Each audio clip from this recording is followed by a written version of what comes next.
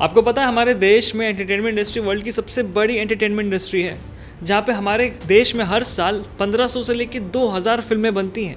और ऐसा कहा जा रहा है कि 2029 तक ये हमारा जो नेट वर्थ है वो $6.05 बिलियन का होने वाला है। और आज हम इसके बारे में बात करने वाले हैं कि हमारी इंडस्ट्री में जो भी पैसे कमाते इतने बिलियंस में, करोड्स में, फिल्म्स रिलीज होने से पहले ही 100-200 करोड़ की कलेक्शन कर लेती है। आज कैसे करती है उसके बारे में डिस्कस करने वाला है। Hello, this is Sagar Raj Singh and you are watching Bazooka. पहला way by selling the rights of the film. देखिए, फिल्म एक इंटेलेक्चुअल प्रॉपर्टी भी होता है। इसका मतलब ये है कि अगर आप फिल्म को देखो या फिर कहीं भी इसको दिखाना चाहो तो उसके लिए आपको राइट्स खरीदने होते हैं। इसलिए जब भी हम फिल्म स्क्रीन पर जाकर देखते हैं थिएटर पे, तो आप रिकॉर्ड करके अपने भाई बहन को नहीं दिखा सकते, उस पर आप पे लीगल केस लग सकता है।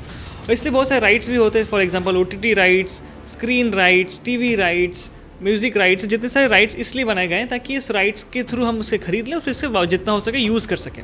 स्पेशली जब भी कोई OTT राइट्स होती है या फिर कोई म्यूजिक की राइट्स होती है, म्यूजिक की राइट्स की बात करें जैसे कि स्पॉटिफाई हो गया, यूट्यूब हो गया, तो ये लोग स्पेशली बोली लगाते हैं कि मैं इस राइट्स पे इतने में खरीदूंगा, इसके हिसाब से वो लोग पैसा कमाते हैं। स्पेशली राइट्स का बहुत बड़ा गेम है इस फिल्म में, क्योंकि जब फिल्म रिलीज़ होने से पहले ही, अभी एग्जाम्पल के लिए मैं देख लूँ, भूल भुलैया सिंघम जब रिलीज़ होने वाली थी, सिंघम 200 करोड़ का कमाई पहले ही कर चुका था अपने राइट्स को बेचकर, अपने OTT और म्यूजिक और टीवी राइट्स को बेचकर। तो ऐसे बहुत सारे आजकल जितने भी फिल्में होती हैं जो कि बड़ी बैनर की फिल्में होती हैं, वो अपने राइट्स बेचकर ही पैसे कमा लेती है। जितना का बजट होता है उससे ज़्यादा वो कमाई थिएटर में रिलीज होने से पहले ही कमा लेती है राइट्स बेचकर। दूसरा वह है by shooting into the international locations. देखिए, हम जब भी बड़ी बड़ी जो भी फिल्में देखते हैं, हम ऐसा देखते हैं कि फिल्म की शूटिंग कहीं ना कहीं इंटरनेशनल वे में हो रही है, या फिर ऐसा देख सकते हैं कि फिल्म के सॉन्ग स्पेशली जो भी है उसे इंटरनेशनली शूट किया जाता है। क्यों किया जाता है? क्योंकि इंटरनेशनल शूट्स करने पर टैक्स रिबेट मिलता है, तो उससे जो भी प्रोड्यूसर्स होते हैं उनको भी फायदा होता है। और ऐसा भी कहा जाता है कि अगर इंटरनेशनली शूट करो तो उस कंट्री वाले भी ऐसा दिखाते हैं कि हाँ, हमारे जैसे फॉर एग्जाम्पल DDLJ स्विट्जरलैंड में शूट हुआ था, तो उसके बाद स्विट्जरलैंड का काफ़ी क्रेज़ बढ़ गया कि सबको एक बार जाकर देखना है कि वो फॉरेन कंट्री कैसा लगता है। तो कहने के इंटरनेशनल शूट्स के भी काफ़ी ज़्यादा फायदा होता है हमारे बड़े बड़े फिल्मों को और फिल्म प्रोड्यूसर्स को, ताकि वो लोग इंटरनेशनली शूट करें।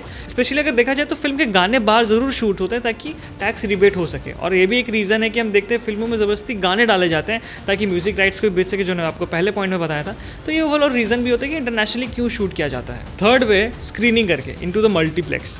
देखिए, पहले क्या होती थी, सीन ऐसे थे कि पहले सिंगल स्क्रीन होती थी जहाँ पर टिकट्स काफ़ी सस्ते होते थे, 50 से 100 रुपये के।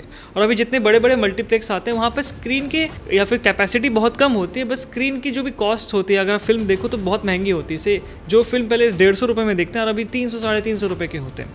तो कहने के जितने भी बड़े बड़े मल्टीप्लेक्स होते हैं, प्रोड्यूसर्स उन्हें पैसा देते हैं कि आप हमें मल्टीप्लेक्स में दिखाएं। और ये भी एक रीज़न है कि सिंगल स्क्रीन आजकल बंद भी होने लगा और मल्टीप्लेक्स ज़्यादा चलता भी। उससे क्या होता है कि लोग तो कम आते हैं बट पैसा ज़्यादा कमाने को मिलता है। तो ये जो वे एक तरीका है जहाँ पर मल्टीप्लेक्स इतने ज़्यादा अमाउंट के पैसे उन्हें देते हैं और वहाँ पे मल्टीप्लेक्स भी अच्छा पैसा कमाती है अपने फूड्स और स्नैक्स को बेचकर।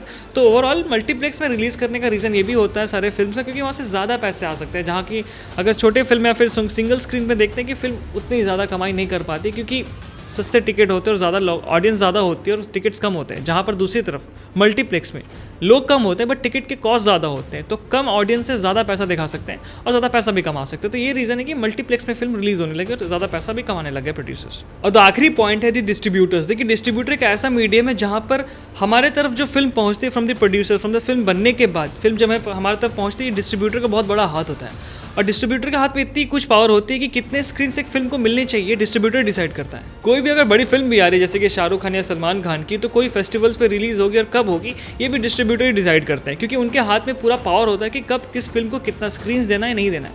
फॉर एग्जाम्पल अगर पुष्पा का एग्जाम्पल ले ले, तो पुष्पा 2 अभी रिलीज हुई और आपने देखा होगा कि उसके आसपास कोई भी फिल्म रिलीज नहीं हो रही। क्यों? क्योंकि डिस्ट्रीब्यूटर्स ने सारे स्क्रीन सबको दे दिए हैं और किसी का हिम्मत नहीं कोई फिल्म अभी रिलीज कर सके, क्योंकि पैसा तो सबको कमाना है। और यहाँ पर प्रोड्यूसर और डिस्ट्रीब्यूटर के बीच में एग्रीमेंट्स होते हैं जहाँ पर उस वे से पैसे को डिस्ट्रीब्यूट किया जाता है और पैसे कमाए जाते हैं। तो ये थे कुछ पॉइंट्स कि कैसे हमारी एंटरटेनमेंट इंडस्ट्री पैसा कमाते हैं फिल्म रिलीज होने से पहले ही राइट्स बेचकर 100-200 करोड़ कमा लेते हैं। और ये रीज़न है कैसे जितने भी फिल्में बनती है हमेशा प्रॉफिट में ही जाती है, अगर फिल्म खराब भी हो फिर भी, बट कहीं ना कहीं रिस्क भी बहुत होता है। बस ऐसे वीडियोस आपको अच्छे लगता है मैं कमेंट सेक्शन में बताएं, हम और ऐसे वीडियोस बनाएंगे। ऐसे वीडियोस के लिए बस सब्सक्राइब वीडियो को लाइक करें। Bye bye.